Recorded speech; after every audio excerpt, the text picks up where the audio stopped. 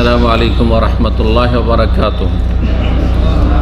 إن الحمد لله نحمده ونستعينه ونستغفره ونعوذ بالله من شرور أنفسنا ومن سيئات أعمالنا. من يهده الله فلا مضل له ومن يضلل فلا هادي له. وأشهد أن لا إله إلا الله وحده لا شريك له وأشهد أن محمدا عبده ورسوله صلى الله تعالى عليه وعلى آله وصحبه وسلم تسليما كثيرا. يا أيها الذين آمنوا اتقوا الله حق تقاته ولا تموتن إلا وأنتم مسلمون. يا أيها الناس اتقوا ربكم الذي خلقكم من نفس واحدة وخلق منها زوجها وبث منهما رجالا كثيرا ونساء واتقوا الله الذي تساءلون به والأرحام إن الله كان عليكم رقيبا. يا أيها الذين آمنوا اتقوا الله وقولوا قولا سديدا يصلح لكم أعمالكم ويغفر لكم ذنوبكم ومن يطع الله ورسوله فقد فاز فوزا عظيما. أما بعد فأعوذ بالله من الشيطان الرجيم. يا أيها الذين آمنوا كتب عليكم الصيام كما كتب على الذين من قبلكم لعلكم تتقون. সম্মানিত রোজাদার ভাতৃমণ্ডলী, আল্লাহ রাব্বুল আলামিনের প্রশংসা এবং প্রিয় নবী সাল্লাল্লাহু আলাইহি ওয়াসাল্লামের ওপর সালাত ও সালামের পর আজ মঙ্গলবার 6 রমজান 1444 হিজরি মোতাবেক 28 মার্চ 2023 আমাদের ইসলামিক কালচারাল সেন্টার দাম্মামের যে ইফতার ক্যাম্প রয়েছে তার ধারাবাহিক যে কার্যক্রম বা দাওয়াতি কাজ, তার একটি গুরুত্বপূর্ণ কাজ হচ্ছে বিষয়ভিত্তিক বিভিন্ন বিষয় নিয়ে, দ্বীনি বিষয় নিয়ে আলোচনা করা ইফতারির পূর্বে। আল্লাহ রাব্বুল আলামিন এই দ্বীনি আলোচনা থেকে, দ্বীনি দর্স থেকে আপনাদের সকলকে উপকৃত হওয়ার তৌফিক দান করেন এবং আপনাদের শুকরিয়া আদায় করছি যে মাশাআল্লাহ আপনারা আগে ভাগে চলে আসছেন। এতে সুবিধা হচ্ছে যে আমরা শান্ত পরিবেশে ইফতারের পূর্ব মুহূর্তে দুনিয়া থেকে ফিরি, ইবাদতের অবস্থায় আছেন, রোজা অবস্থায় আছেন, আর খুব ভালো মোবারক সময় আছেন, একটু পরে ইফতার করবেন। এই সময়গুলোতে দোয়া কবুল হয়।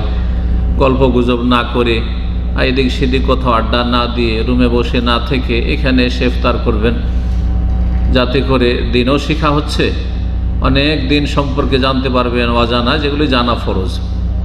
আর তার সাথে আলহামদুলিল্লাহ ইফতার করবেন মুসলিম ভাইদের সাথে, নিজের দেশের বাংলা ভাষাভাষী মুসলিম ভাইদের সাথে একসাথে ইফতার করবেন। আর যারা এরকম দিনই আলোচনা শোনার জন্য আগে ভাগে আসে সমাজের মধ্যে, তারা তুলনামূলক অন্যদের চাইতে ভালো। যারা দিন শিখার জন্য সময় দেয় তারা অন্য সাধারণ মুসলিমের চাইতে তুলনা করলে অনেক ভালো, যে তাদের অন্তত একটা চেতনা আছে, চিন্তা আছে যে আমাদের ইসলাম শিখতে হবে, ইসলাম সম্পর্কে জানতে হবে, জানার পরে সহিশুদ্ধ আমল করতে হবে। না জানলে তো ভুল হবে, জানার পরে সহিশুদ্ধ আমল করতে হবে। সুতরাং বিশেষ করে রমজান আর রমজানের সাথে সম্পর্কিত রমজানের সিয়াম, কিয়াম, তারাবি, তারপরে আপনার এতেকাফ, তারপরে জাকাতুল ফিতর, তারপর রমজান মাসে অধিকাংশ মানুষরা জাকাত দিয়ে থাকে, জাকাতের মাসলা মাসাইল, তারপরে শেষ 10 দিনে লাইলাতুল কদর রয়েছে, লাইলাতুল কদর সম্পর্কে আলোচনা, আরও এরকম বিভিন্ন বিষয়গুলি রয়েছে যেগুলি এই রমজানের সাথে সম্পর্কিত আর সিয়ামের সাথে, রোজার সাথে সম্পর্কিত। সেই বিষয়গুলো নিয়ে আমরা নিয়মিত সবগুলি আলোচনা করার চেষ্টা করব ইনশাআল্লাহ। আল্লাহ যেন তৌফিক দান করেন। আজকে এই অল্প সময়ে যে বিষয়টি নিয়ে আলোচনা করব রমজানের সাথে বা সিয়ামের সাথে, রোজার সাথে সম্পর্কিত, তা হচ্ছে রোজার আদব কায়দা, রোজার শিষ্টাচার। রোজা রাখবেন, আপনি একজন রোজাদার ব্যক্তি, তো আপনার সেই ক্ষেত্রে বেশ কিছু শিষ্টাচার রয়েছে, আদব কায়দা রয়েছে, নিয়ম নীতিমালা রয়েছে, যেগুলি ফলো করা, যেগুলি পালন করা অত্যন্ত জরুরি। সেগুলিকে ওলামারা 2 ভাগে ভাগ করেছেন।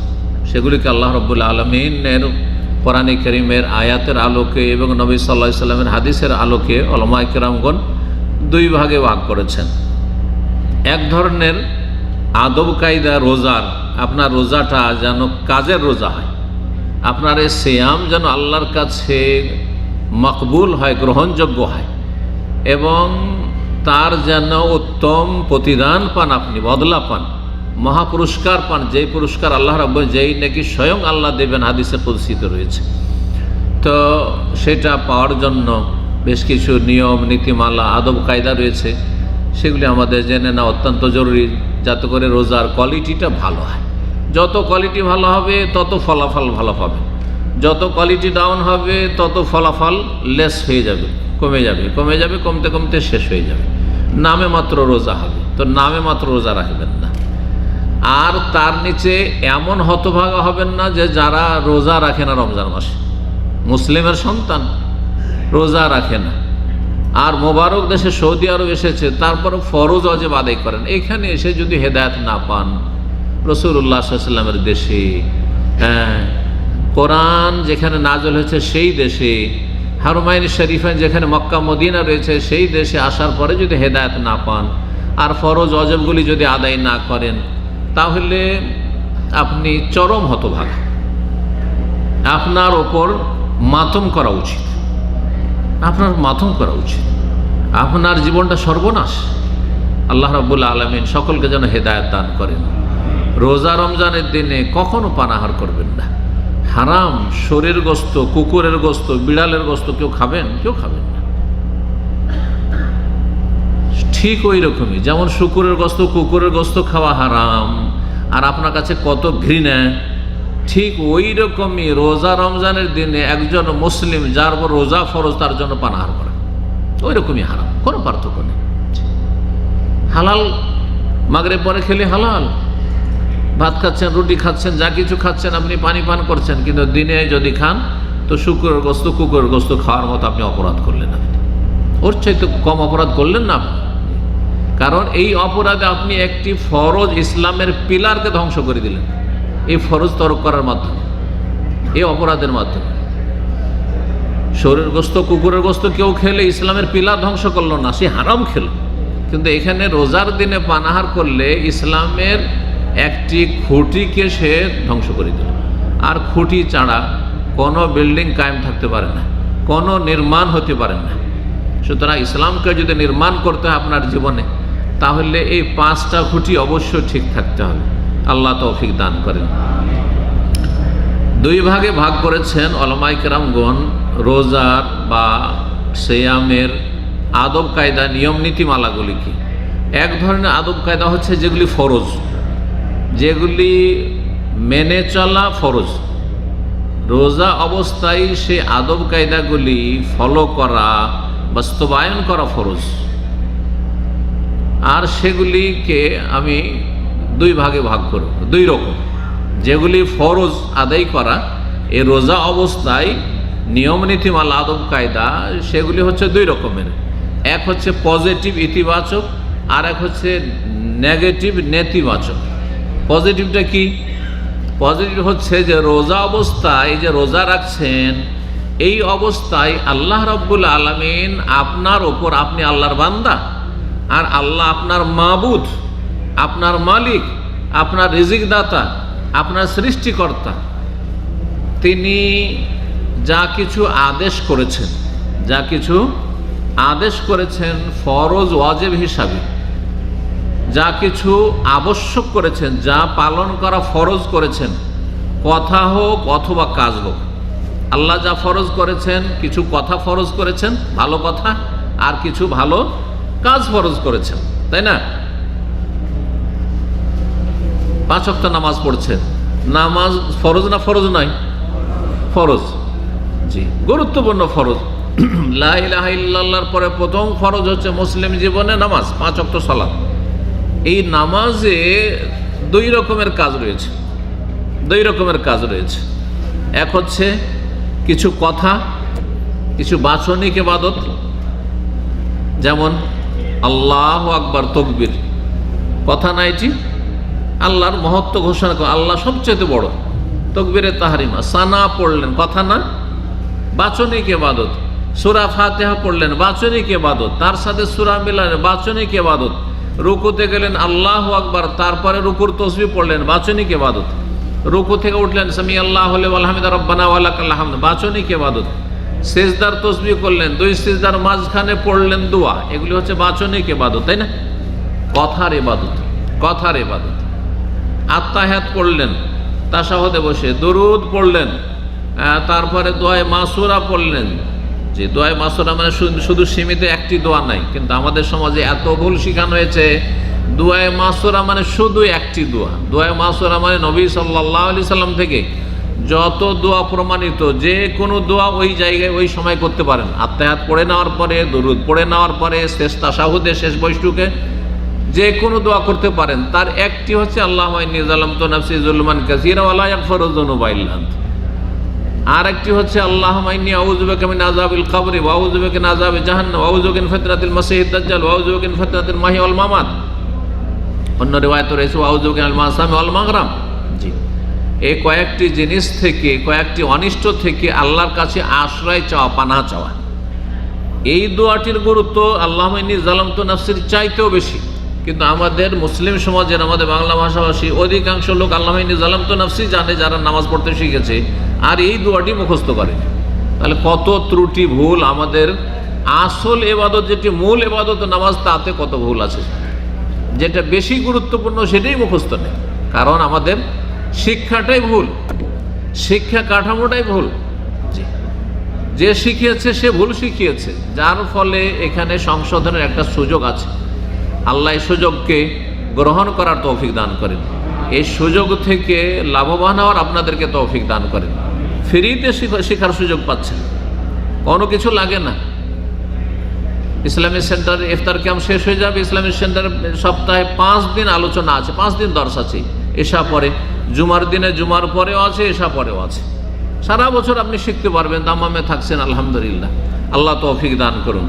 তো বলছিলাম যে যেই ইবাদতগুলি আল্লাহ ফরজ করেছেন, সেগুলির একরকম হচ্ছে বাচনিক ইবাদত, কথার ইবাদত। আর কিছু ইবাদত আছে আমলি ইবাদত, কর্মগত ইবাদত, কর্ম করতে হবে। যেমন হাত তুলতে হবে, ইবাদত, রফায়দান করতে হবে। হাত বাঁধতে হবে, এটি হচ্ছে ইবাদত। রুকু করতে হবে, রুকু করাটা হচ্ছে কর্ম, ইবাদত, আমল। সেজদা করতে হবে, রুকুর পরে দাঁড়াইতে হবে, বৈঠকে বসতে হবে, তাশাহুদের সালাম ফিরতে হবে, এগুলো কি? আমল, কর্ম। এই কর্ম ইবাদত। আল্লাহ রাব্বুল আলামিন যে সমস্ত কথা এবং কর্ম ফরজ করেছেন, সেগুলি পুরোপুরি আদায় করা। রোজা রাখছেন, রোজা যদি আপনার সফল করতে চান, আর রোজার যদি আপনি মহাপুরস্কার পেতে চান, জাহান্নামের আযাব থেকে বাঁচতে চান, তাহলে আল্লাহ যা কিছু ফরজ করেছেন সব আদায় করবেন, কথা হোক অথবা কাজ হোক। আল্লাহ সর্বপ্রথম ফরজ করেছেন লা ইলাহা ইল্লাল্লাহ মুহাম্মাদুর রাসূলুল্লাহ, শাহাদাত দেওয়া, তাই না? আল্লাহ ছাড়া কোনো সত্য মাবুদ নেই, আর মুহাম্মদ সাল্লাল্লাহু আলাইহি ওয়াসাল্লাম আল্লাহর রসুল। এটি কথা, এটি বাচনিক ইবাদত, এটা প্রথম, এটা ঠিক থাকতে হবে। এখানে যেন তাওহীদের জায়গায়, লা ইলাহা ইল্লাল্লাহর জায়গায় শিরক না থাকে, লা ইলাহা ইল্লাল্লাহ নষ্ট না করেন। লা ইলাহা ইল্লাল্লাহর যেন পুরোপুরি বাস্তবায়ন হয় লাইফে, যে আল্লাহ আমার মাবুদ, সুতরাং আল্লাহর আদেশ নিষেধ আমার জীবনে মেলে চলছি। আমি নিজের খেয়াল খুশি 1 পা বাড়াইতে পারবো না। আল্লাহ যদি বাড়াইতে বলেন বাড়াবো, থামতে বলেন তো থামবো। এর নাম হচ্ছে ইবাদত, এর নাম হচ্ছে আল্লাহর গোলামি। যেখানে থামতে বলেছেন থেমে যাব, যেখানে চলতে বলেছেন চলবো, যেখানে উঠতে বলেছেন উঠবো, যেখানে বসতে বলেছেন বসবো। এর নাম হচ্ছে ইবাদত। জি, আমার আপনার খেয়াল খুশি যতই ভালো লাগুক না কেন কাজটি, কোনো কাজ হবে না, তাতে আল্লাহর কাছে গ্রহণযোগ্য হবে না। আল্লাহ যা আদেশ করেছেন, কথা হোক অথবা কাজ হোক, তা পুরোপুরি পালন করা, এই আদব, এই নীতিমালা একজন রোজাদার ব্যক্তির জন্য মেনে চলা ফরজ। তাহলে এই যে সারাদিন গেল রোজায় থাকলেন আপনি, ফজর থেকে শুরু করে আল্লাহ যা ফরজ করেছেন তার মধ্যে গুরুত্বপূর্ণ ফরজ হচ্ছে কি? 5 ওয়াক্ত সালাত। ফজরের জামাত পড়েছেন কি না? না সাহারি খেয়ে ঘুমিয়ে গেছেন? ফজরের নামাজ পড়েছেন কি না? 1। আর তারপরে জামাতে নামাজ পড়া ওয়াজিব, জামাতে গিয়ে ফজর পড়েছেন কি না? 2টো কথা হলো, তাই না? আবার জোহর পড়েছেন না, যাদের ডিউটি নেই ঘুমিয়েছিলেন। অনেকে রোজা রাখছেন, জোহর পড়েন নাই। অনেকে রোজা রাখছেন, আসর পড়েননি, হয়তো ডিউটি শেষে এসে 2টা-2:30টার সময় ঘুমিয়ে গেছেন, আর এখন উঠে চলে আসছেন। তাহলে আপনার এই রোজাতে কি কাজ হবে?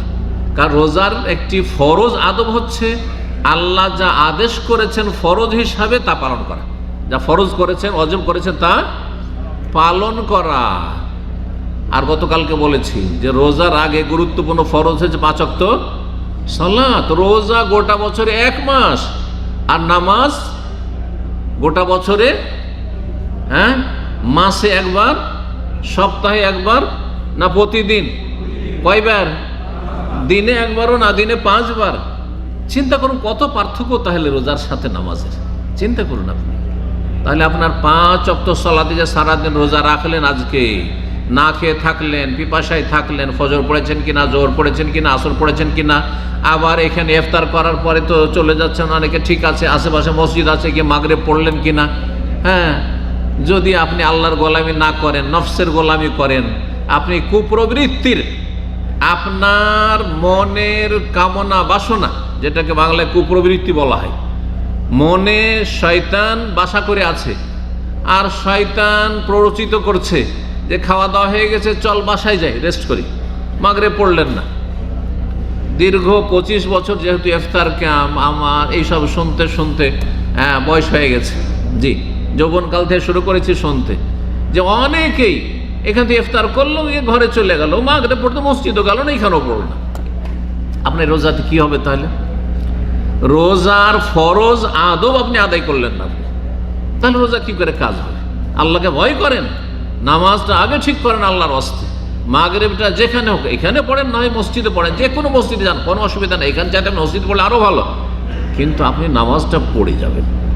তারপরে অনেকে আছেন, আমরা মানুষ, আপনারা যেমন মানুষ, আমিও মানুষ, আপনাদের ক্লান্তি আছে, আমার ক্লান্তি নেই, আপনাদের অসুখ আছে, আমার অসুখ নেই। নবী রাসূলগণ অসুখ হয়েছেন, তাই না? ক্লান্ত হয়েছেন, ঘুম আপনাদের ধরে, আমাকেও ধরে, কিন্তু আল্লাহর ভয় থাকলে আপনি রেডি হয়ে থাকবেন যে 1 ঘন্টা 1.5 ঘন্টা পরে আমাকে এশা পড়তে যেতে হবে, এশার ফরজটা পড়তেই হবে।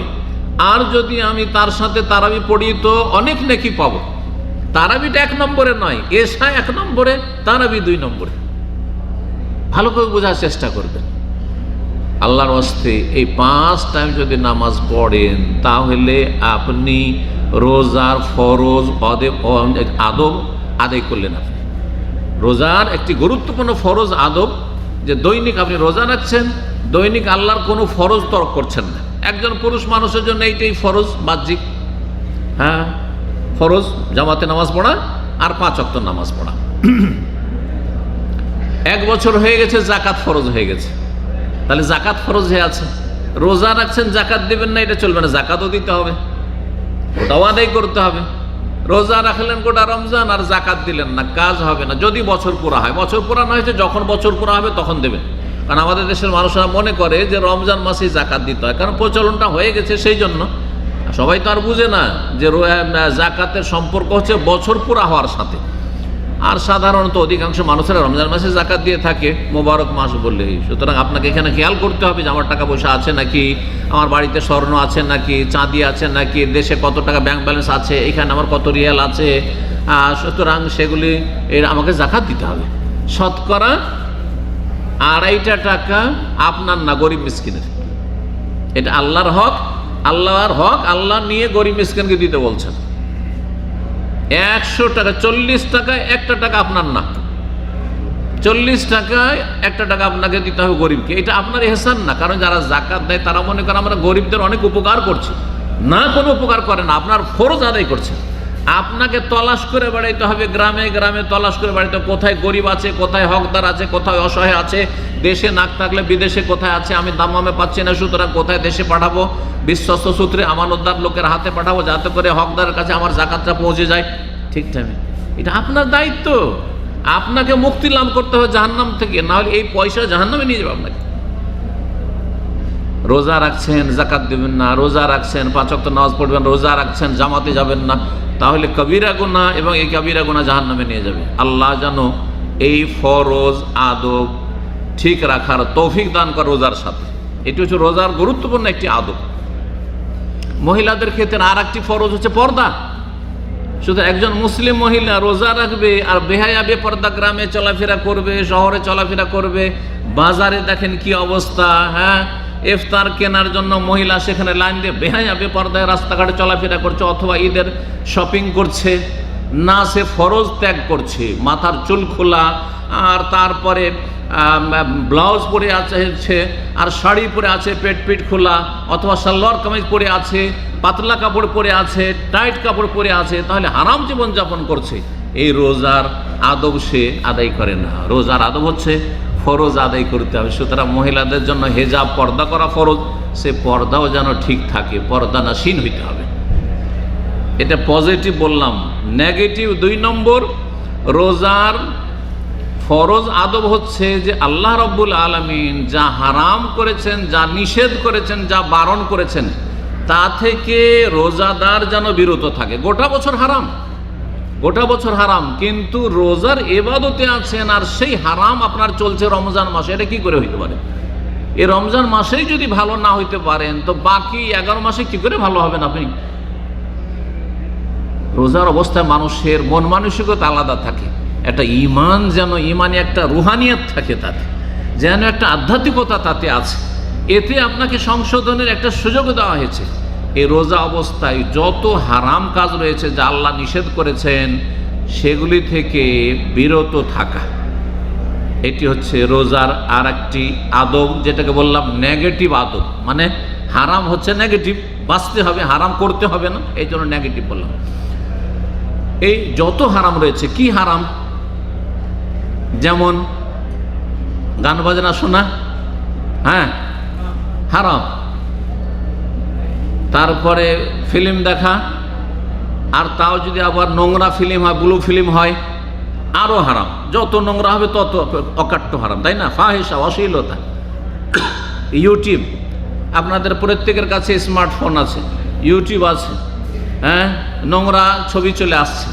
ফেসবুক আছে, আপনার ফেসবুক অ্যাকাউন্টে ফেসবুকের নোংরা ছবি আসছে, আর রোজা অবস্থায় এগুলো দেখছেন, তাহলে আপনি রোজার আদব নষ্ট করছেন না? আপনি রোজার আদব নষ্ট করছেন। আপনি হারাম থেকে বেঁচে, চোখের হারাম থেকে বেঁচে থাকুন। সেটা আপনার সোশ্যাল মিডিয়াতে হোক অথবা রাস্তাঘাটে হোক, মহিলারা চেহারা করলে বেহায়া বেপর্দা চলাফেরা করছে, অনেক অমুসলিম মহিলারা একেবারে খোলা অর্ধ উলঙ্গ চলাফেরা করছে, তো সেখানে আপনার দায়িত্ব হচ্ছে দৃষ্টি নিচে রাখা।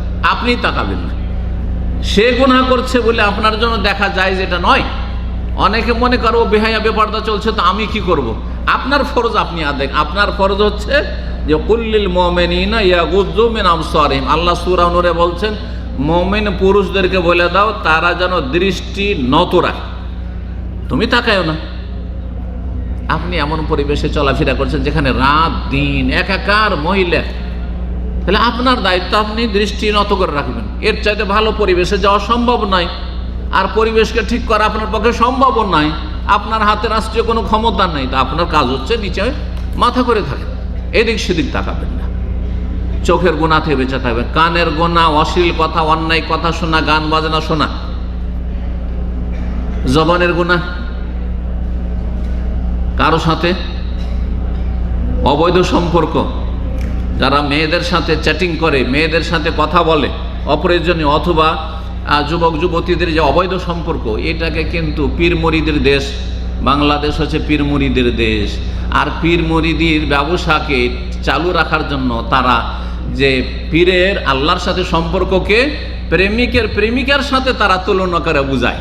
দেখেছেন তাদের কিতাবগুলিতে, লম্পটদের কিতাবে, এরা হচ্ছে লম্পট, ধর্মীয় লম্পট। তো যার ফলে আমাদের সমাজের লোকেরা কিন্তু প্রেম করাকে হারাম মনে করে না, ইল্লা মাশাআল্লাহ যারা ইসলাম বুঝে তাদের কথা আলাদা। কিন্তু অধিকাংশ লোক যারা নিজে মনে করে যে আমরা খুব ইসলাম বুঝি, তারা প্রেম করাকে বলে কোনো দোষণীয় না। আজকাল দেখবেন সোশ্যাল মিডিয়াতে অনেক মূর্খরা লেখে প্রেম করা কোনো দোষের নাই। অনেক মিডিয়াতে দেখবেন যে প্রেম করা কোনো দোষের নাই, কিন্তু প্রেম করতে হবে কিরকম? হ্যাঁ, পবিত্র প্রেম হইতে হবে, পবিত্র প্রেম হইতে হবে। তাহলে আর একটা প্রেম আছে কি? অপবিত্র। পবিত্র কোনটা? বলছে বিয়ে শাদীর উদ্দেশ্যে, বিয়ে করব বলে যদি প্রেম করেন কোন যুবতীর সাথে, তাহলে ওটা পবিত্র ভালোবাসা। আর যদি আপনি প্রতারণা করেন, বিয়ে করবো না, একটু আমোদ ফুর্তি করে নি, তাহলে এইটা নাকি শুধু হারাম। ইসলামে এরকম ভাগ আছে নাকি? হ্যাঁ, আপনার মেয়েকে, আপনার বোনকে কি ওই রকম পবিত্র প্রেম করতে দিবেন নাকি? বলেন তো দেখি। আপনি আপনার মা বোনকে পবিত্র প্রেম করতে দিবেন যে আমার মেয়েটার বিয়ে হয়নি বা আমার বোনটার বিয়ে হচ্ছে না, তো একটু প্রেম করতে দিই? কারণ পবিত্র প্রেম করে কারোর সাথে একটু লাইন ঘাট করুক, বিয়েটা হয়ে যাবে, করতে দেবেন? আপনি যদি দায়ুস হন, আপনি যদি ওই শুকুরের চরিত্রের হন, তাহলে দেবেন। আর আপনার মধ্যে যদি ইমানি সামান্য গায়রাত থাকে, আত্মমর্যাদা বোধ থাকে, তো দেবেন না। তো যেটা নিজের জন্য ভালোবাসেন, আপনার মেয়ের সাথে কাউকে প্রেম করতে দেবেন না, আপনার বোনের সাথে করতে দেবেন না, আপনার মা খালার সাথে করতে দেবেন না, আপনি কি করে কারোর সাথে জায়েজ মনে করছেন এটাকে? আল্লাহ বুঝার তৌফিক দান করুন। জি, তো ইসলামের ভুল মেসেজ আমাদের সমাজে চলে গেছে, যার ফলে মুসলিম সমাজ আমাদের অধিকাংশ মূর্খ সমাজ। এরা মনে করে যে প্রেম ভালোবাসা জায়েজ, হারাম। ভালোবাসা পুরুষ পুরুষের সাথে হবে, মহিলার মহিলার সাথে হবে, কিন্তু পুরুষ মহিলার সাথে ভালোবাসা এই অবকাশ ইসলামে কিন্তু নেই। বেগানা পুরুষ বেগানা মহিলার সাথে ভালোবাসার রাস্তা ইসলামে কিন্তু খোলা নেই। যত পবিত্র নিয়তে করেন, যদি বলেন যে অমুক মেয়েটাকে দেখে আমার মেয়ের মতো লাগছে, আর অমুক মহিলাকে দেখে আমার মায়ের মতো লাগছে, তাই বলে জায়েজ নাকি তার দিকে দেখা? জায়েজ? মোটেই জায়েজ নাই। কারণ যতই আপনাকে শয়তান বলাক, মামা করছেন, আর এটা মেয়ে মতো বলছেন, আর খালা বলছেন, আর আন্টি বলছেন, আর ভিতর ভিতর সুরসুরি আছে, শয়তান সুরসুরি দিচ্ছে। কথা বুঝতে পেরেছেন? ভালো করে বুঝেন। এই জন্য এই রাস্তা ইসলামে খোলা নাই যে কাউকে মা মনে হইলে তার দিকে দেখা জায়েজ, তার সাথে কথা বলা জায়েজ, তার সাথে টেলিফোন করা জায়েজ, আন্টি বললে আপনার যখন জায়েজ হয়ে গেল। আর ভাবি তো আমাদের দেশে বাঙালি সমাজে ভাবি মানে সব ভাবি, হ্যাঁ, দুনিয়া ভাবি, সব দুনিয়ার যত মহিলা সব ভাবি। আর তাদেরকে নিয়ে তাদের ভাবনা, এই যুবক অসৎ লোকদের ভাবনা যে কি করে যোগাযোগ করা যায় ভাবির সাথে। জি, আল্লাহ হেদায়েত দান করুক। হারাম থেকে বেঁচে থাকতে হবে, যতগুলি হারাম আছে। মিথ্যা বলা হালাল না হারাম? তাহলে রোজা অবস্থায় মিথ্যা বলা যাবে? মালিকের ডিউটি করছেন, আর ফোরম্যান সুপারভাইজার টেলিফোন করছে, বাইরে গাড়ি নিয়ে গেছেন কোম্পানির, কোথায়? আপনি কিন্তু ডিউটি মিস করে অন্যদিকে আড্ডা দিচ্ছেন, হ্যাঁ, বলছেন হ্যাঁ ডিউটিতে আছে, ফাঁকিবাজি করছেন, জায়েজ? তাহলে রোজার আদব নষ্ট করলেন, আপনি হারাম করলেন। জি, কোনো মিথ্যা কথা বলা যাবে না, কোনো মিথ্যা কথা বলা যাবে না, ওপরের সাথে নিচের সাথে কারোর সাথে না। মালিকের সাথে মিথ্যা কথা বলা আপনাদের যেমন জায়েজ নয়, কোম্পানির সাথে, কোম্পানির লোকের আপনাদের সাথে প্রতারণা মিথ্যা বলাও যার কারোর জন্য জায়েজ নয়। দুই পক্ষ থেকে এক অপরের আমানত রক্ষা করতে হবে, সততা রক্ষা করতে হবে। ও কোনো মাস সাদেকিন, আল্লাহ বলছেন সত্যবাদীদের সাথে থাকো তোমরা, তার মানে নিজে সত্য কথা বলো। মানুষের দোষ চর্চা করা, গীবত করা জায়েজ না হারাম? গীবত হারাম। ইসলামের সীমিত আকারে যেখানে গঠনমূলক বিষয় রয়েছে সেখানে জায়েজ করা হয়েছে 6টি ক্ষেত্র। তাছাড়া গীবত হচ্ছে কাবিরা গুনাহ। গীবত হচ্ছে যেই গীবতে মানুষের মানহানি হয় আর এতে মানুষের কোনো লাভ নেই, অর্থাৎ জাতিকে সতর্ক করা নয়, জাতিকে সতর্ক করা নয়। বেশ কিছু ক্ষেত্র রয়েছে, অথবা আপনার জুলম হয়েছে, সুতরাং আপনাকে বলতে হবে যে অমুক আমাকে মেরেছে, যদি না বলেন তো কি করে আপনার বিচার পাবেন, তাই না? এরকম বেশ কিছু ক্ষেত্র রয়েছে। ইমাম নবী রাহমাতুল্লাহ 6টি ক্ষেত্র বলেছেন গীবত হারাম। এখন রোজা অবস্থায় যদি বলেন যে জানো ও হচ্ছে বেঈমান, ওর মধ্যে এই দোষ আছে, ওর মধ্যে এই দোষ আছে, ওর মধ্যে এই দোষ আছে, তো এটা জায়েজ? জবানকে কন্ট্রোল করতে হবে, জবানকে রোজা অবস্থায় কি করতে হবে? কন্ট্রোলে রাখতে হবে। নবী সাল্লাল্লাহু আলাইহি ওয়াসাল্লামকে জিজ্ঞাসা করা হয় যে জাহান্নামে কোন জিনিসটা সবচেয়ে বেশি নিয়ে যাবে?